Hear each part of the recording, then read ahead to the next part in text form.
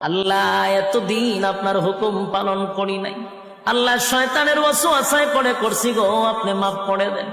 চোখের পানিগুলো ছেড়ে দিয়া যদি আল্লাহর দরবারে আপনি দরখাস্ত করেন, আমার আল্লাহ বলেন বান্দারে যৌবন কালে যদি একবার ডাক দেস, আমি 70 বার বান্দা তোর ডাকে জবাব দিই।